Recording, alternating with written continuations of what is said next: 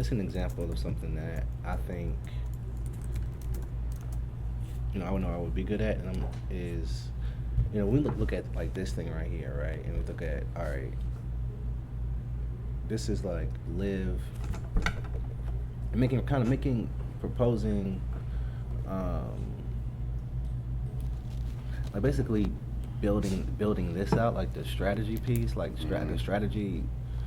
All right, look, view of the business, and um, you're saying, okay, Austin, we need this done by next week. You know what I mean? Like, the next time we talk, we need to have this, in a format that we all can understand. You know what I'm saying? And then we'll work from that. Use that as a working document. Yeah.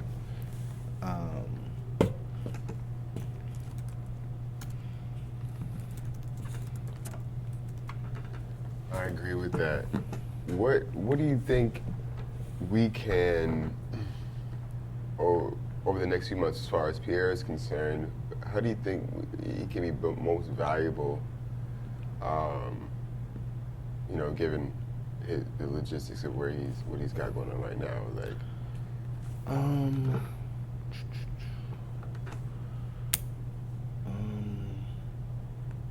outside of a product standpoint, or trying to get him to, make something, or yeah, I think, it's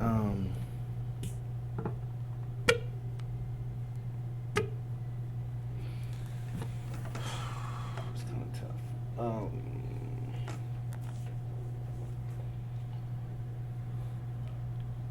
I mean, of course, there's probably some opportunities in Beijing, yeah, that I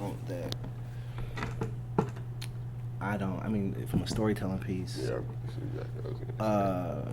But Yeah. outside of that, um, if he does, come across a business opportunity, but I think he won't come across one. There's some things we need to do here to help him Yeah. cultivate some of those relationships. Um, but Okay. again, I think it's just the storytelling piece when it comes to this next 3 months, and then maybe prepping him for that. Hey, when you come back, this is the role. This is going to be your role, responsibility, and then these are the things that you need to be thinking about. Preparing for that, because I mean, what he's doing, he's managing. I don't know if he told you the Goose Cycles Yeah. socials, and Yeah, I created some stuff for yeah. basically managing their digital brand, you know what I mean? Yeah. And I mean, frankly, that's something that if we do a good job here, he should be able to do that for us. Yeah. You know what I'm saying? Especially when it comes to Instagram, potentially for Facebook, and he's gonna have to. I think we made a lot of because of his technical prowess, or Yeah. we probably did a lot of stuff. Well, he didn't have to do that, Yeah, for sure. but it seems like with the right with the right assets, and here's the plan, he can he'd be able to push some of those buttons. Yeah, I agree. So that's something frankly he would have to learn as well. I mean, but he's learning it now. You know what I'm Yeah. saying? He's getting on the job Yeah. training. Yeah.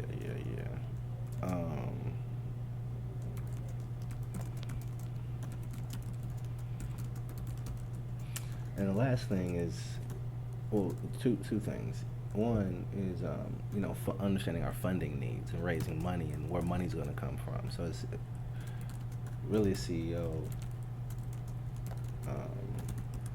And again, it's difficult. It's for us to go out and say, okay, we need potential investors. This is what, boom, boom, boom. I mean, that's a whole. There's a lot of. I think there's a lot of work that needs to be done before we can really say make that ask.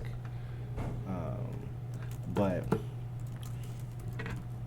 yeah, making sure that there's money raising money, and like, you would be making some of the decisions around, do we have a line of credit?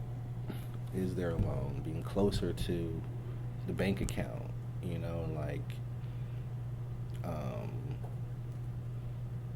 and is managing a relationship with the banks, or the bank, and then managing the lines of credit, or if managing, some of those different things.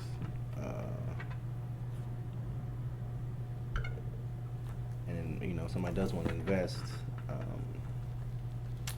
managing those relationships. Right. Right. And I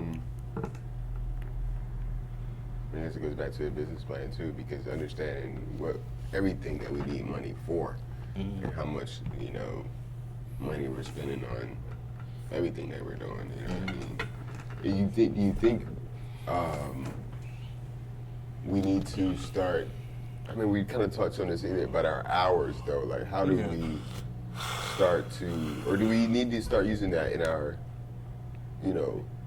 plans or measurements or strategies, like our actual physical hours that we're putting into doing it? You know what I'm saying? Yeah. Calculating those. Yeah, I do think we need to know how many hours a week we are spending on this,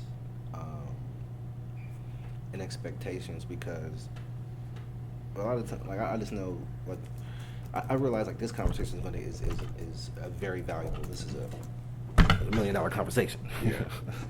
So, and then there's certain activities that move the needle, and we're at a stage of the company, we're not we're not in the brand building phase. We're more so in like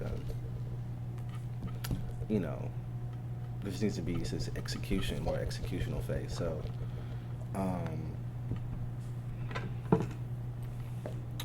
but your question was,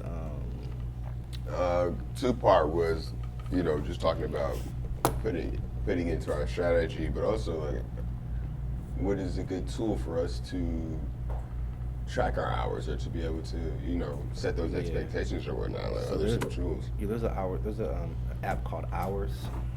Mm-hmm.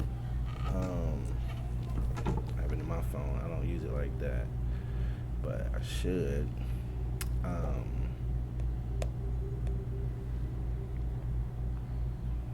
Essentially, it's like, this is kind of what it looks like. And you can like add time, set your time. Mm-hmm. And then it just makes it, I think you can look at other people's time. I mean, I have like, I have some people on my team like submit like timesheets and stuff. Mm-hmm. But this app, or submitting a timesheet and say, hey, I mean, we can always get granular and say, hey, for this hour, I worked on this, this, and this, and this is what, and this is what this hour. I mean, that's an added step. Yeah. But if we were working for somebody, that's what we would, that's a good way to add transparency For sure. into. But that's a decision. Yeah. You would make. I'm with that, man, because maybe it's not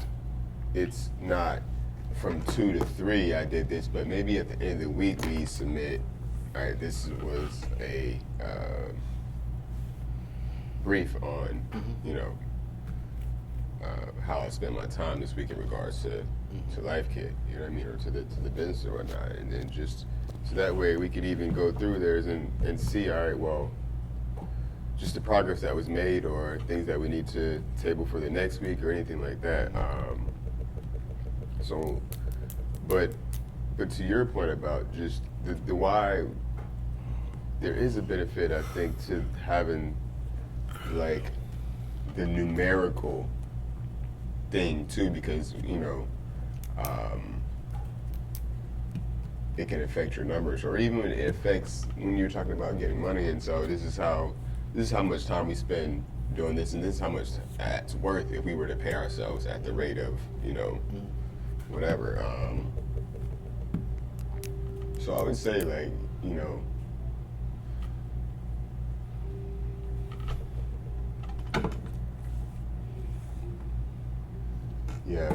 would say probably including that numerical value in there is cool too, man. Like maybe like I spent 3 hours during the week. Well, I think I would want to know. You should know how many hours a week I'm spending on Life Kit. Like how many. Yeah. I should know how many PR. Should know. You should just say, okay, we're gonna spend 10 hours a week. That's the number that pops in my head. Yeah. It's 2 hours a day.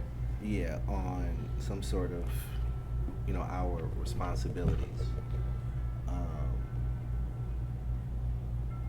And yeah, I think that's a good place to start. That would be a good place to start. Yeah. Yeah. 40 hours a month, 120 hours a month. 120 hours a month. I mean, and if that's, with that number, you can back into how much it costs to run the business. So, if we were to say,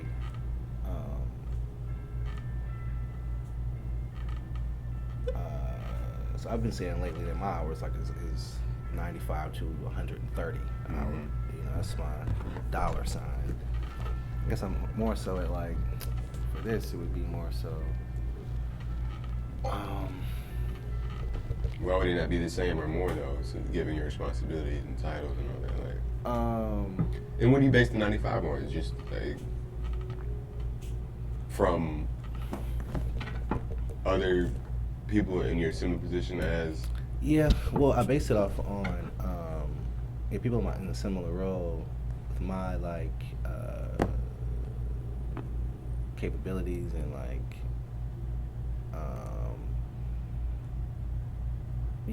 that's the number that that's the number that I came up with.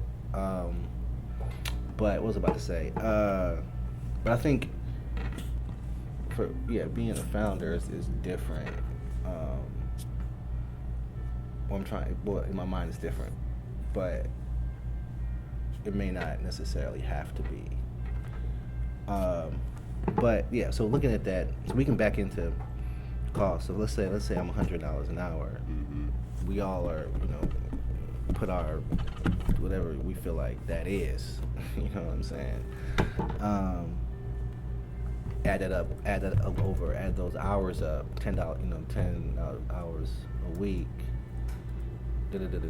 One, that could also inform equity. Right? Should be able to. So that's you would be viewed as a CEO or as we're looking at it like this. This is just a way to look at it. As a CEO, you're able to say how much equity do I need to give this person because I can't pay them right now. So if Austin's $100 an hour, he's going to work 10 hours a week on this. This is how we're going to put, for the next 12 months. This is how much money he's foregoing, right? Those 10 hours I could be working somewhere else, getting cash. You know what I'm saying? So I need to be able to incentivize him with this amount of equity. You know what I'm saying? Because this is how much he's worth. He's worth $100 an hour, right? And then you would do that over the next 12 months. The life of not the life of the business, but the life of the first round, or the life of the planned business, and then say, okay, this is how much equity you would get, or not. Well, that would be a place to start. Right. So you're saying that, just hypothetically speaking, so that would be $4,000 a month, $48,000 a year, and you're saying using that to base the equity and saying that. How are you using it? Yeah. So let's say we look at our, and again, I'm working through this in my mind. Mm-hmm.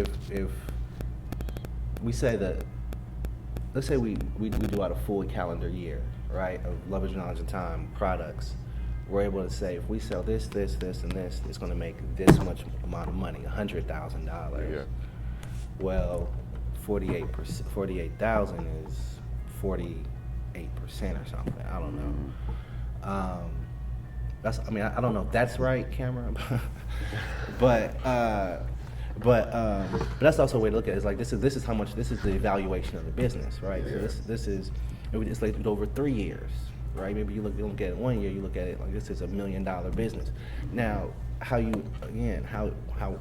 could potentially again get at that number is a couple ways. I mean, one, you would look at it as, over the next 3 years, if we did all of this, and then each year it went up 20%, right? By year 3, it'll be a $2 million company. I need Austin as a resource. I need Pierre as a resource. I may need somebody else. This is what Austin's time is worth, but then this is, this is what the time's worth. I think that our piece that math should be able to inform equity, or a percent. Yeah. But yeah, so it'd be a combination of certain numbers. It'd be a combination of understanding how many hours I would work, and then also understanding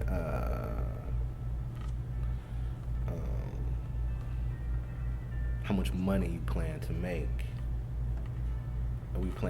and then also how much money it takes. Because then you're saying, all right, well then it's going to take, and with all those numbers added up too, say it's 48,000, right, or $4,000 a month. Well, you're able to say, well, at least takes $4,000 a month to run this business. Yeah. Just supply. It takes Yeah. 40 G's. At least takes 40 G's. Step in the door. 10 hours a week. For 10 hours. But you're getting it done for equity though. So it's like that's. So then.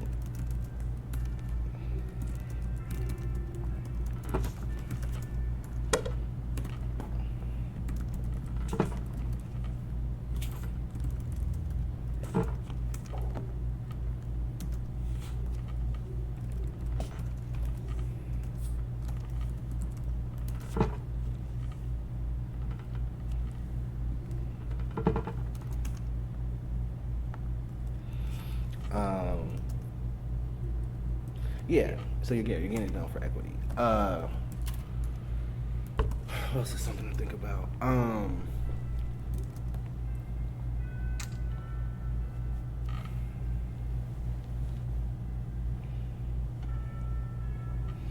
mean, and, frankly, what you have to think about too is time to revenue for us. Right? Like, so what is that cadence? Like, so if we make if I can't get $4,000 a month, of course I get equity, but then what does that equity mean? So one, equity can mean a couple things in terms of quote unquote equity. One is that's the percent of revenue, whatever that percent equity is, that's a percent of revenue you get at the end of each month. You know what I mean? So it would depend on how you have it.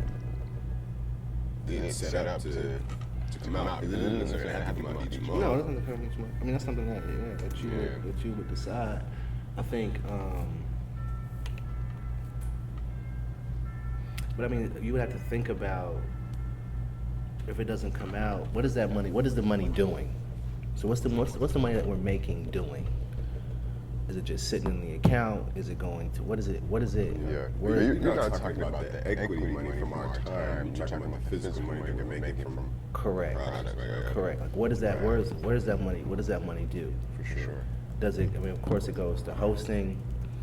I mean, frankly, right now, it's not necessarily going to product. It may go to, for instance, let's say in the knowledge quarter. Or time quarter, we want to have sweatshirts. That's going to require us to buy inventory or something. Or it may go to an event. It may go to, well, we want to get people to pay for that. But what's the cash? What's the money doing? Because Is it just sitting there? But it has to be doing something. You know what I'm saying? Yeah, we're not liquid enough for it to just sit there. Always gotta be moving Yeah. for us, really. But seemingly, and I mean, I would say that because we have a lot less hard costs when it comes to the inventory, I think having payouts is a little bit more reasonable For us. On a certain cadence. You know what I'm saying? So it's all good.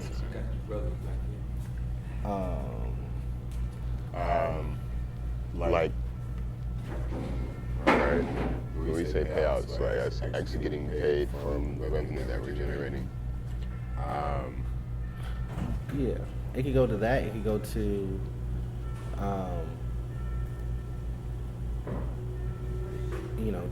expenses, right? So meaning like,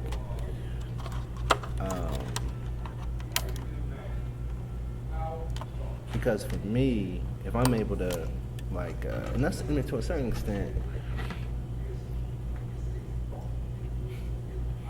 be able to travel as so like this is going to go towards some sort of traveling, us to travel somewhere, or for me to go to London or some shit,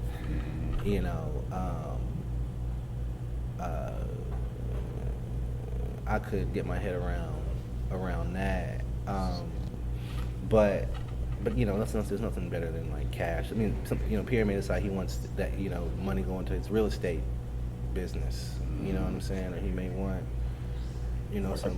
I think that that's a conversation that for some more depth too, because just talking about that, if we create an expense account for those things, like you've been able to go to London or to help further some business entities or whatever, some endeavors, like being able to pay for that type of thing, we can talk about whether or not we want to have it.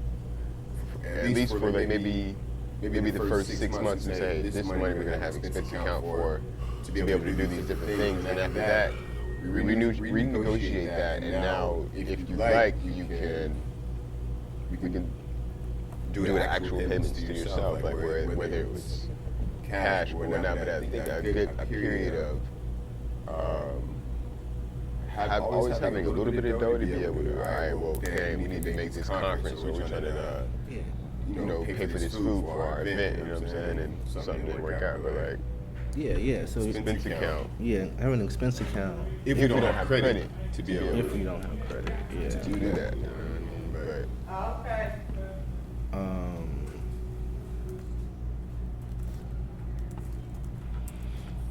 and then I think maybe we can set up, I don't know, Wells Fargo. Who's our banking?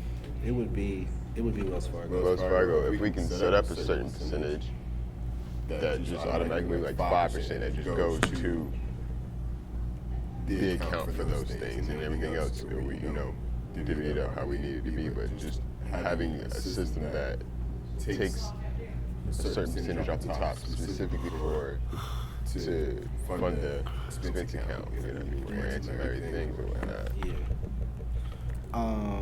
And then that could be like you can create a savings account that could act as an expense account, because I mean the main account would just be transactional, so money would be going in it, and sometimes you don't really want to touch that, like you don't want to draw from the actual, it may be best to say, okay, we're going to take a percent of all the money that goes into the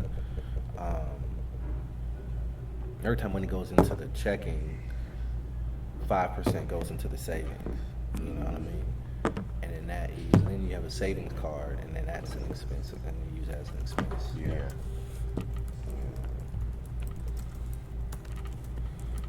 So.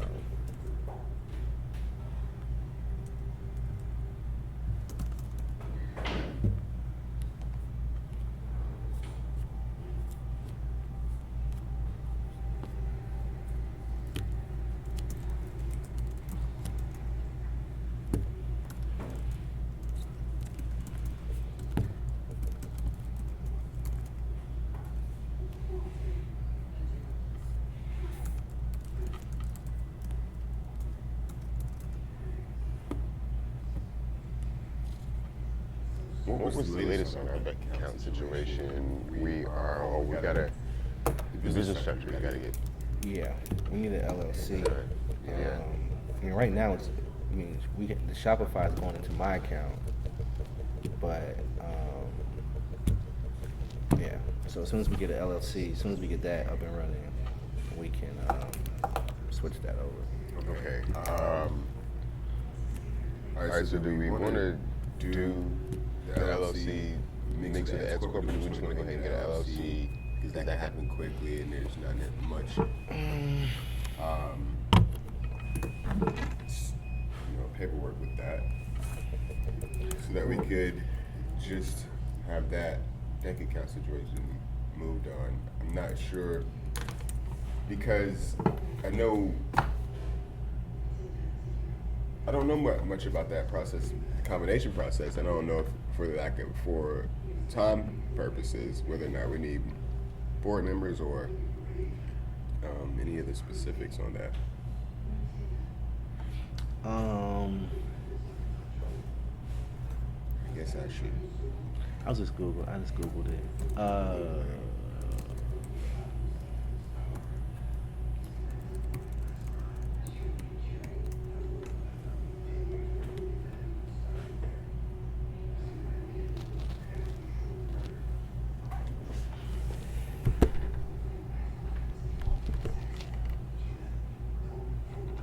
So it seems like you have to have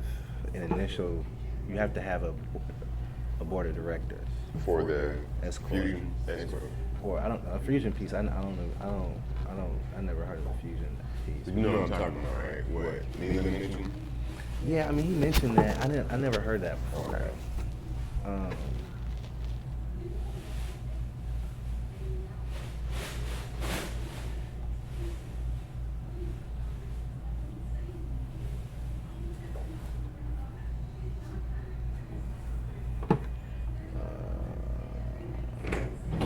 He was talking about so this is combining the benefits of an LLC with an S corp. There's always a possibility of requesting S corp status for your LLC. Your attorney can advise you on the pros and cons. You'll have to make a special election with the IRS to have the LLC taxed as an S corp using a certain form, and you must file it before the first 2 months and 15 days of the beginning of the tax year in which the election is to take effect. The LLC remains a limited liability company from a legal standpoint, but for tax purposes, it's treated as an S corp.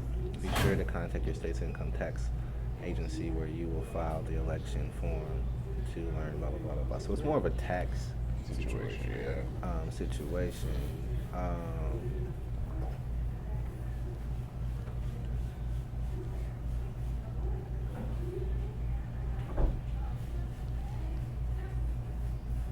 So, I mean, there's pros and cons, and I think that's something that, we would just have to weigh out, because what makes the S corp different from a traditional corporation is that the profits and losses can be passed through to your personal tax return. Consequently, the business is not taxed itself. Only the stakeholders are taxed. There's an important caveat, however, and any stakeholder who works for the company must pay him or herself reasonable compensation. Basically, the stakeholder must be paid fair market value. How y'all doing? Good. How long y'all gonna be? I'm not sure what's going on. We closed. Oh, you closed. Is Kyle still here? No, he's not. He's not. How long? What time will you be wrapping up? Closed. Okay. We won't be here too much longer. No. No, we closed, We but closed. you have to get your stuff. Okay. Let's go. Okay. Game is over. All right.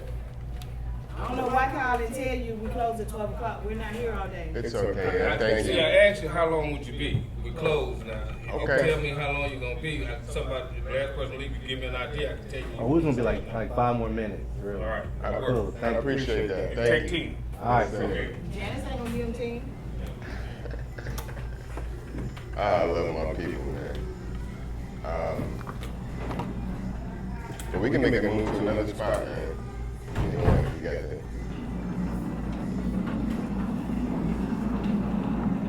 What's going on, brother?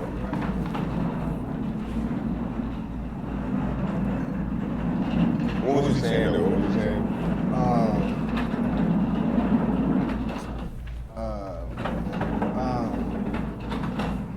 Oh, we're about about the tax purposes of the LLC with the S corp. Yeah, it's a Taxing. tax thing. I just got to see if that's something that is a benefit to me or not a benefit to me. Because On a personal level, right? On a personal level, yeah, like, cause I feel like an LLC is like a tax shield. Yeah. and Yeah. I I feel understand that. So, I understand that. But I would like to figure that out this week coming up. You know what I mean? The earlier deposit, the better, so that we could just make a decision on that and go ahead and fill out that paperwork and get it popping on that, because we still have the ability to, and I want to see what the exact funds are for that, to get the other LLC back, you know what I'm saying? Because I know there was some discrepancy between 2009, 2013, yada, yada, yada. But if it's not thousands of dollars, and it's more like, go to the Secretary of State real quick. You see Secretary of State and type in Life Kit.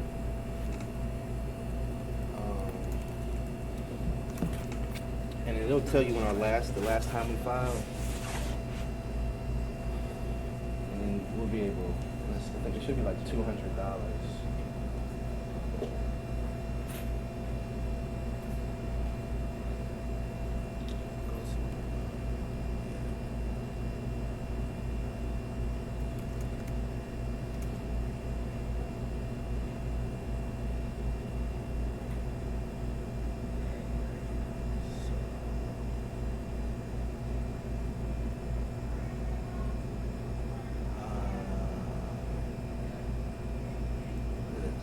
So last one filed.